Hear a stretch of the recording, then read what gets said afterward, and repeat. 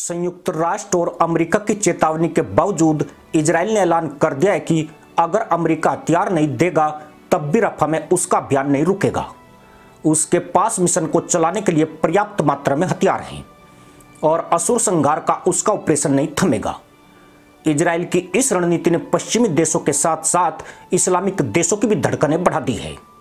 अगर रफा में इजराइल ने यह कदम उठाया तो यहां पनाह लेने वाले जिहादियों और हमास के आतंकियों पर इसके भयावह और विनाशकारी असर देखने को मिलेंगे।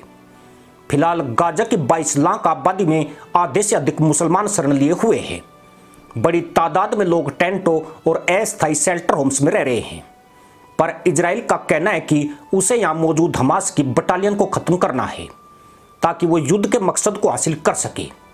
पर हकीकत यह है कि इजराइल के टारगेट पर मुसलमान आतंकवादियों के साथ जिहादी तत्व भी शामिल हैं, जो हु करके आतंकवादियों के हाथ चूमा करते थे।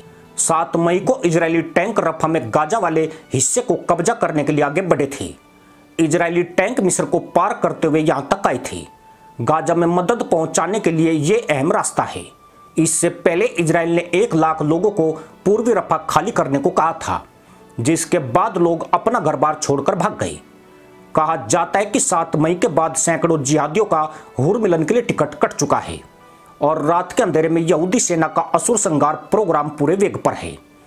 आपको बता दें कि रफा गाजा का सबसे दक्षिणी शहर है। रफा की सीमा मिस्र और इजराइल से लगती है। यह शहर गाजा मिस्र सीमा पर मौजूद है। रफा की आबादी में फिलहाल 14 लाख के लगभग मुसलमान हैं। 7 अक्टूबर को जब मुसलमान आतंकियों ने इजराइल पर हमला किया था, उससे पहले यहाँ हालात ऐसे नहीं थे। उस वक्त की तुलना में यहाँ 5 गुना लोग रह रहे हैं। गाजा पट्टी और मिस्र के बीच एकमात्र बॉर्डर क्रॉसिंग रफा में है। दशकों से इसका इस्तेमाल गाजा में सहायता सामग्री के लिए होता रहा है। इजराइल हमास युद्ध से पहले सैकड़ों ट्रक हर दिन गाजा में प्रवेश के लिए इसी पट्टी का इस्तेमाल करते थे। पहले यहाँ सीमा के बीच दर्जनों सुरंगें थी जिनसे तस्करी होती रहती थी।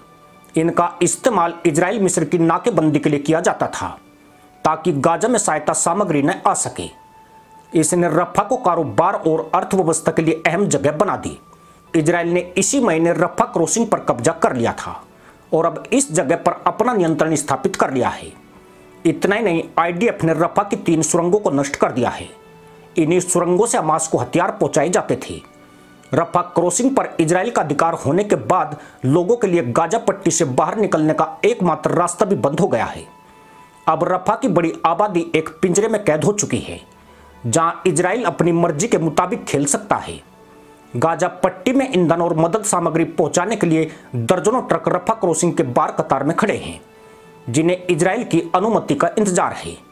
खास बात यह है कि पहले रफा क्रॉसिंग पर हमास और मिस्र का नियंत्रण हुआ करता था और मिस्र और हमास ही इस क्रॉसिंग से आने जाने की इजाजत देते थे। लेकिन इजराइल की नई रणनीति और ताबड़तोड़ बमबारी के बाद रफा क्रॉसिंग पर कामकाज बंद हो गया है। इजराइल ने ऐलान कर दिया कि वह तब तक रफा क्रॉसिंग नहीं खोलेगा जब तक उसके कर्मचारियों की सुरक्षा की गारंटी नहीं दी जाती है। पर ऐसी गारंटी कोई मायका मुल्ला देने में सक्षम नहीं है। अब यह आशंका तेज है कि रफा में इजराइल बड़ा नहीं बल्कि बहुत बड़ा करने जा रहा है। उसने एक रणनीति के तहत तमाम जिहादियों को 60 वर्ग किलोमीटर के क्षेत्र वाले रफा में इकट्ठा कर दिया है। यहाँ इस कदर भीड़भाड़ है कि अगर किसी एक स्थान पर 10 किलो का बम भी फटेगा तो सैकड़ों आदाब बोल जाएंगे। इसका साफ मतलब यह है कि इजराइल कम बारूद में अधिक जिहादियों को ठोकना चाहता है। इजरायली सेना लक्षित हमले करके हाहाकार मचा सकती है, या यूं कहे कि सेना ने ऐसा करना शुरू भी कर दिया है। इजराइल के इरादों को पश्चिमी देश और मुस्लिम देश समझ रहे हैं। उन्हें डर है कि अगर इजराइल को नहीं रोका गया तो रफा में भारी तबाही आएगी। यहाँ कितनों की बैंड बजेगी, इसके आंकड़े जुटाना भी मुश्किल हो जाएगा। दरअसल इजराइल का टारगेट अब हमास से ज्यादा उसके समर्थक हैं। हमास के लड़ाके इन्हीं के बीच से निकले हैं और कम से कम हर परिवार से एक मुसलमान आतंकवादी इजराइल के खिलाफ जंग लड़ रहा था। इसलिए इजराइल उस जड़ को ही मिटा देना चाहता है जो मजहब के नाम पर जिहादी सोच पैदा करते हैं। पिछले 6 महीनों से गैर इस्लामिक देशों में मुसलमानों ने प्रदर्शन करके विक्टिम कार्ड खेलने की कोशिश की है। ये वही लोग हैं जिन्होंने इजराइल पर हमास के हमले पर इंशाअल्लाह कहकर प्रतिक्रिया दी थी। लेकिन अब रफा में भयानक असुर संहार की आहट से यही लोग तहमद फाड़ने पर उतारू हैं। इजराइल के बदले में इन्हें मानवता भी नजर आ रही है और ये गुस्से से भड़क भी रहे हैं। माना जा रहा है कि रफा पर इजराइल के शुरुआती आक्रमण में 86,000 जिहादी मारे जाएंगे। अगर यह बमबारी 5 महीने तक चलती रही तो लाखों के निपटने से इनकार नहीं किया जा सकता है।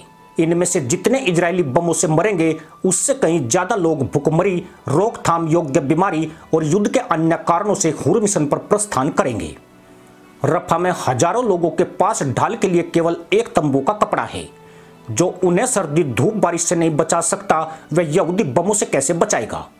पर इनका यह हसर इसलिए भी जरूरी है कि ये भविष्य में निर्दोष लोगों को मारने और महिलाओं व बच्चों को बंधक बनाने की कल्पना तक नहीं कर सके।